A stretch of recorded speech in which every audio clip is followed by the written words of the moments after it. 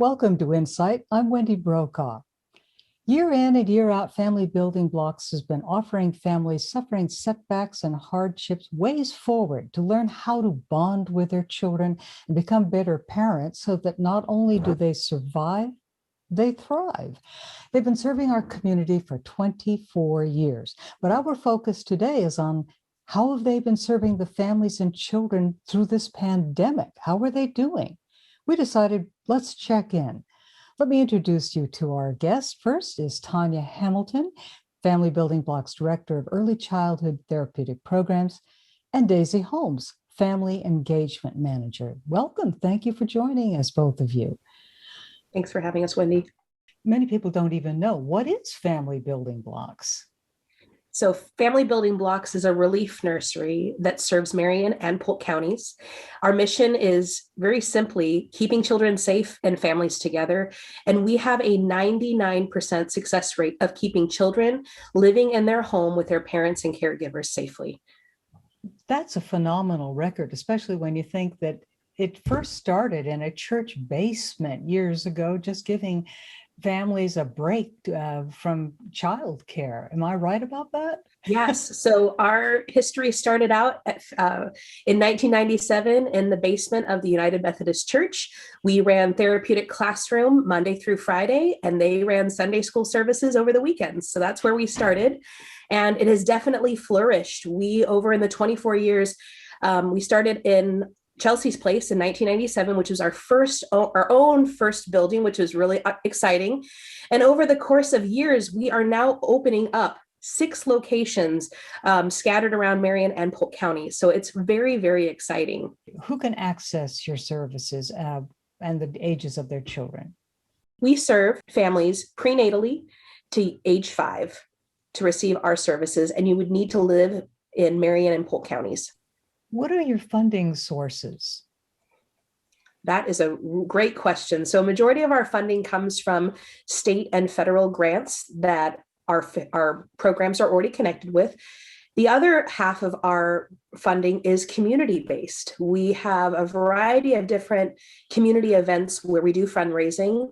Run right now that's happening is our Sustainers event. So again, if you want to get connected to Family Building Blocks as an ongoing sustainer, there's a way, familybuildingblocks.org, and there's lots of information about why people connect and why they become sustainers. And I think that there's a lot of trust that Family Building Blocks has, not only with families, but with our community. And that when we get those funds, we ensure that families and children are the ones who receive that benefit. And the community knows about it.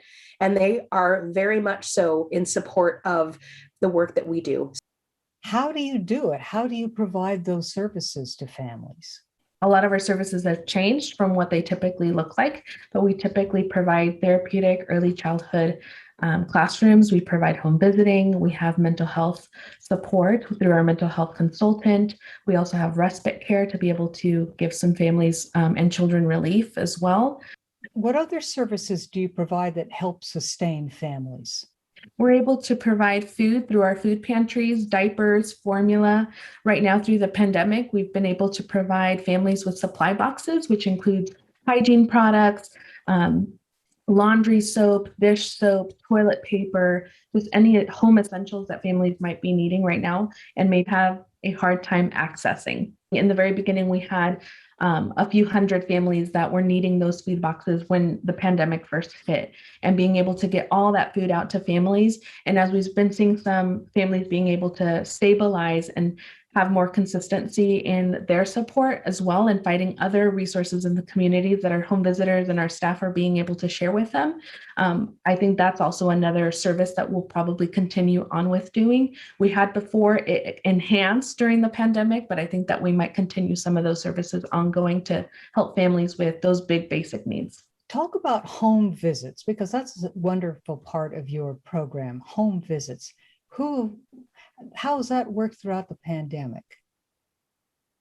So right now we have home visitors that are very eager to go back into the homes.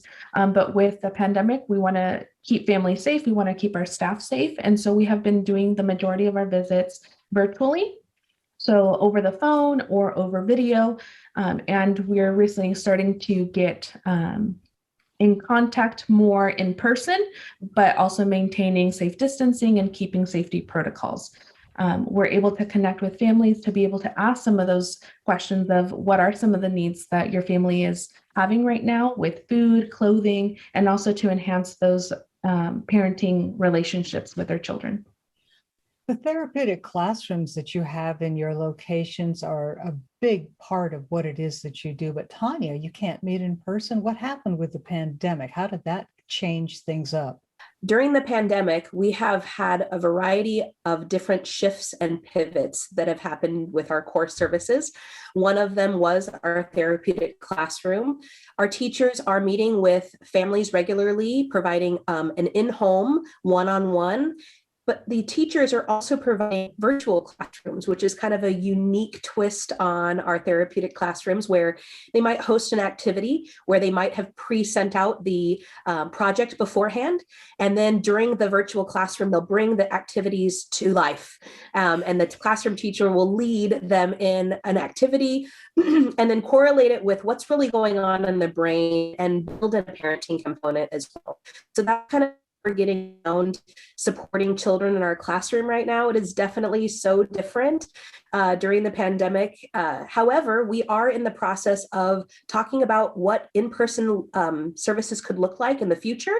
And we're really hopeful that that conversation will roll out soon so that we can once again have children back in our buildings and hear their joyous laughs and see their beautiful faces in our buildings once more. Well, that is greatly to be wished, because that is something that gives the children a sense of stability, and it's back to a routine that you've established with them. So that's wonderful news that you're able to think in those terms now. Yes. We also have been providing classroom opportunities with our respite care program, which has allowed children that might not have been enrolled in our classrooms the opportunity to provide the safe location with great activities, a social interaction with a peer that's around their same age, but it also provided the parents that much needed break. I think that that's really important to know, that our teachers and home visitors have been supporting children in our classrooms, but it's just been looking a little bit different than our core classroom services we usually offer. Daisy, have you noticed anything that the pandemic has done that is very positive, maybe a development that you've seen happening with the families and their children during this pandemic that is a change? With the pandemic, we've been able to find new ways to be able to connect with families, knowing that we're able to connect with families virtually, over the phone, having Zoom, having other media devices to be able to connect with families, that it's not just strictly going to the home, but when there are those obstacles of being stuck at work, or those other times when it's like, I might not be able to make it, but we can still connect virtually, being able to do that. Kiddos are sick or family's sick, I can't connect with you. It's maybe not safe to be in the home spreading germs. And so being able to connect virtually, still having those interactions without having a gap in between. Do you think you might incorporate some of that going forward?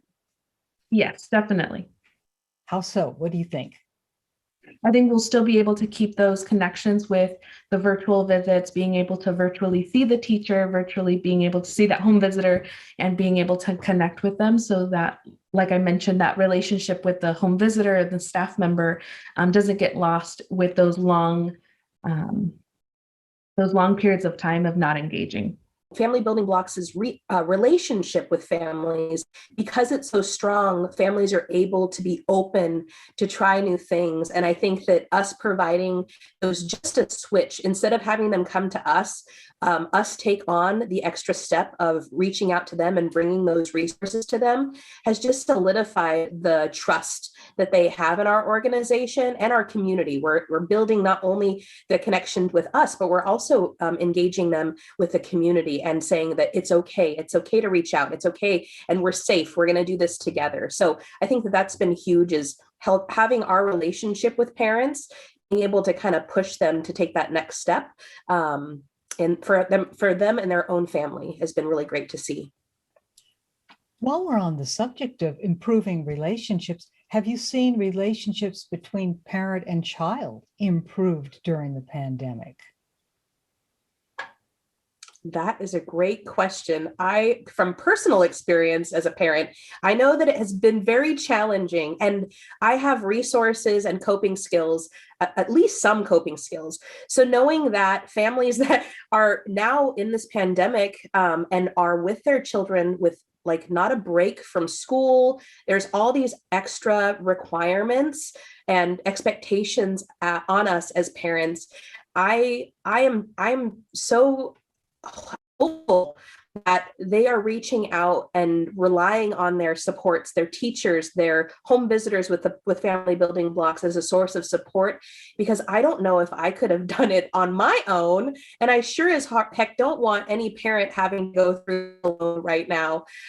So I would say that families are resilient, and we've seen them connect and engage with our visits so much through the pandemic. I know that there's the willingness and the want, and I trust that there are little glimmers of that connection that they have with their children. But these days, it's been very hard to really have that quality time, knowing that you have all of that weight on you. So I think that I'm hopeful, and I think that there has been, but they're small successes, right? And I think that our home visitors can attest to some of those as they share those activities. They drop off those activities, and then they have that video camera on, and they see those interactions with children and their parents together. But I think that it's been tough. It's tough to find those little bits of time because we're all going through a lot of stress. And I think that families are definitely being doused with a lot of stress right now.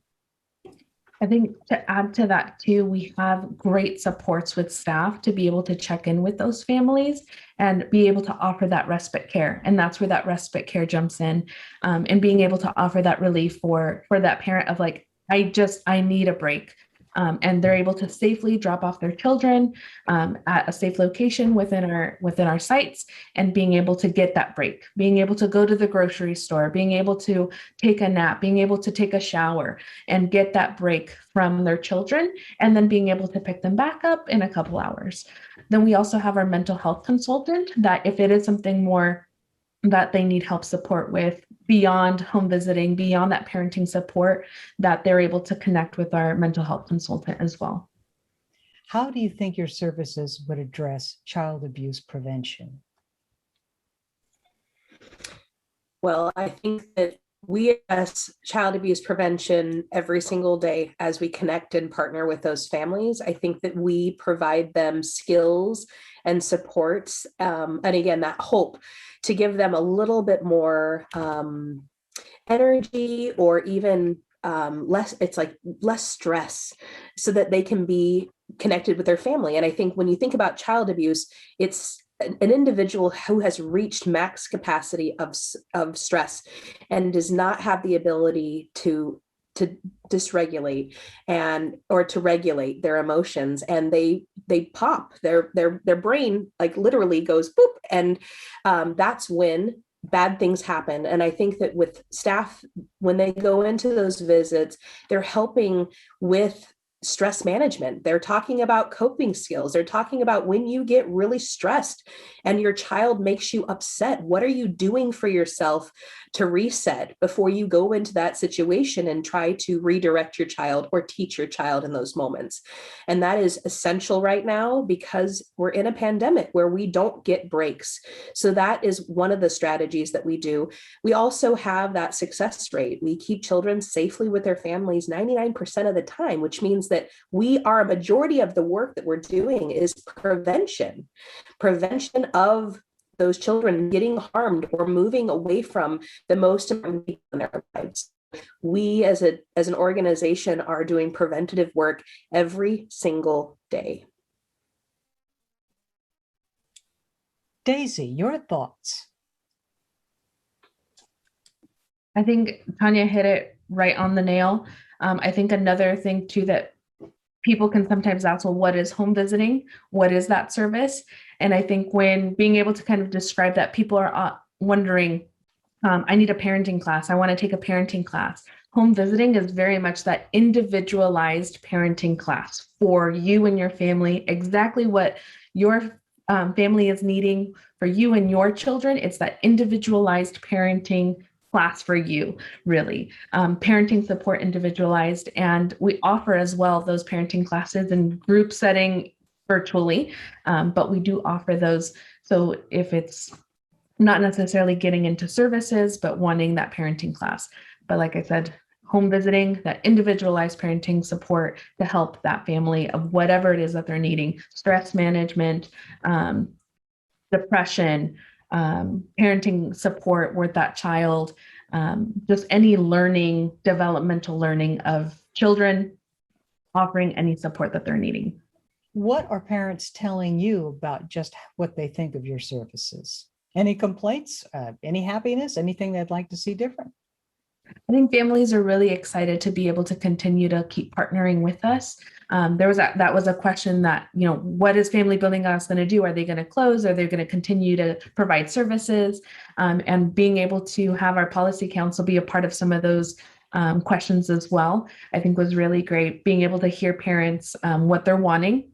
And we were able to keep providing those services to families.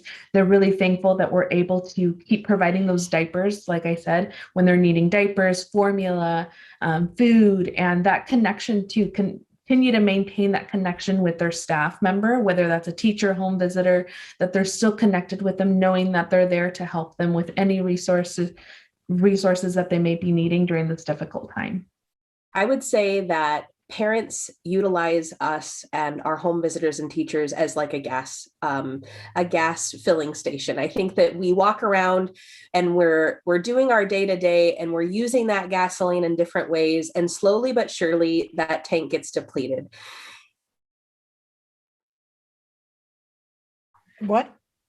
Oh, I get emotional because the service that Family Building Block staff does is hard work, and they do it day after day, and they support some of the highest needs families. And I think that the families are super grateful for the relationships and the trust that they have built with their home visitor and their teachers. I think that they're essential. I think that they have given parents hope when things have gotten hopeless during this period of time. And I would say that I could call any one of our parents right now and say, what has your home visitor or teacher provided for you within the pandemic? And I would say that they have given them hope. They, gave them a breath.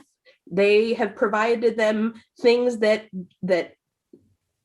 it's just, that's the type of people we hire. That's the type of service that we provide.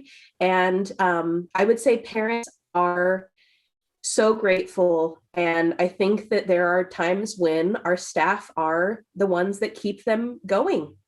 And that's the team of people that I get to surround myself with. So I get really excited about it. There's a quote from a family that was able to get some financial support during the pandemic. And the family was able to, and I quote, she said, Family Building Blocks was like an open door when it felt like all the other doors were closed.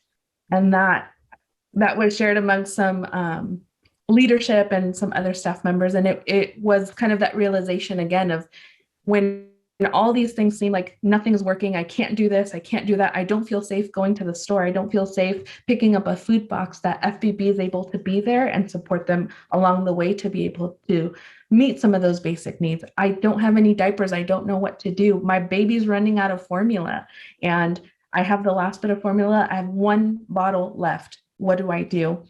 And FBB is able to be there and be able to provide some of those needs to families. And they feel like it's just that I can breathe. Like Tanya said, I can breathe. I can take care of my baby the way that they need to be taken care of. That's really a powerful testimony that what you do really works. That's an amazing thing. So how can people help you? What would you like? What does Family Building Blocks need? Tanya. We are looking for basic need resources. And one of the ways to give back is through the Schwab Diaper Drive that is getting kicked off for the month of April, which is also Child Abuse Prevention Month. So that is a really great way to get connected. sign on to our website, familybuildingblocks.org. It is phenomenal for you to get to know a little bit more about how Family Building Blocks is doing, family stories, and how to get connected, whether that's being a volunteer, that's a donor, or just wanting to get to know more about what Family Building Blocks is doing in our community. So that's a great avenue. We also are looking for volunteers for ongoing services as we open up. So right now, I would say that we probably don't have a lot of volunteer slots, but I would say that in the future, that will definitely be the case. So check out our website and get connected. Tell us a little bit, could you, about the Les Schwab Diaper Drive? That has been going for years and years. And every year when they found out that you needed diapers, they stepped up. Something around 2010, they started, and it grew every year, the Les Schwab Diaper Drive. Right. It kind of grew right along with the need. I would say that as we've challenged them and said, hey, we really need these, they have stepped up year after year. A huge shout out to Julie Hilty, who got that work started, and it really has grown over the years. So yes, month of April, if you can connect with any, or if you bring in diapers, you can also in cash donations, and we will make sure that those diapers get purchased, and that will be all delivered over to Family Building Blocks and getting out to children who need it right now, especially during the pandemic. Families, those basic needs, it just alleviates stress. So you might be thinking, how can a box of diapers do that for families? And I would say that that's exactly what they're needing, those basic needs. I don't have to worry about what my diaper situation will look like for my baby, and we can provide those to families and relieve a little bit of that stress. So we're so grateful for Les Schwab and their team. Well, I know that we have always been there on the great day when they deliver the diapers, and it's more fun watching the hand over hand of mountains of diapers being brought in with Les Schwab and the community stepping up to help. And it's just a marvelous, fun day to watch that, knowing just how important it is that those diapers have arrived and in such huge numbers and helping those families. So thank you. Thank you for telling me about this, and keep in touch, would you please? We're going to be wanting to know how everybody's doing going forward. And if you're whittling down that waiting list, I think you have a waiting list, am I correct? I would say that we are wanting more families and are continuing to do activities in the community to recruit as much as possible. Oh, I was just going to add that sometimes our wait list as well is families waiting for them to feel comfortable to start services. So it may not be that we're not providing the service, but it's them wanting to become comfortable to initiate that service. So they may be waiting there. But we're actively wanting families, as soon as a family is ready and we have a slot, we're putting families with the home visitor or a staff member as soon as we can. We provide supports on the waiting list. Some families will call us and they'll say, Tanya, or, I need help. And we're able to meet their needs as they're waiting on our services. And they might not even come into our core services. We might connect them with housing. We might connect them with the next thing in their lives. And that's all they needed at that point. So we are kind of a resource hub.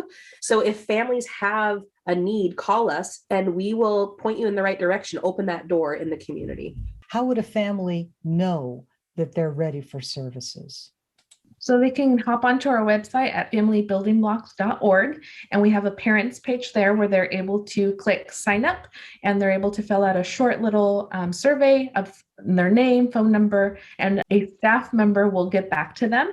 They can always also call 971-301-1003, and a staff member will get a hold of them on the phone, answer that phone call, and sign them up for services when they're ready. We start the services as soon as they tell us that they're ready to go. We'll go ahead and get them connected to a home visitor. If they're wanting to know a little bit more about services, they can describe the services a little bit more, what that looks like. And then if they're interested, but maybe just don't want to start just yet, they're transitioning into whatever it is that they're needing, like more information, they're able to go ahead and wait. We go at their speed.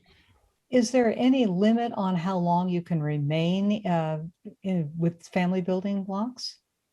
I think that our goal is to ensure that families have the tools that they need and can open doors for other resources. So commonly families that come into our services, There are a variety of different, families that come in for a shorter period of time. And there's just some families that just need more support and they stay a little bit longer. On average, our families stay for about 2 years within our services. And that's because our home visitors and teachers really do open the doors for those other resources so that families don't become reliant on family building, but become resilient and utilize their community and their resources that they have available for them. Well, with the success rate that you have shown, 99% success rate in keeping children safe and families together, that speaks for itself. I want to thank you, Tanya and Daisy, for giving us a really good look at what Family Building Blocks does and how it's helped its families weather this pandemic. So thank you for joining us today on InSight. Thank you, Wendy. And thank you for joining us today on InSight. I'm Wendy Brokaw. We'll see you next time.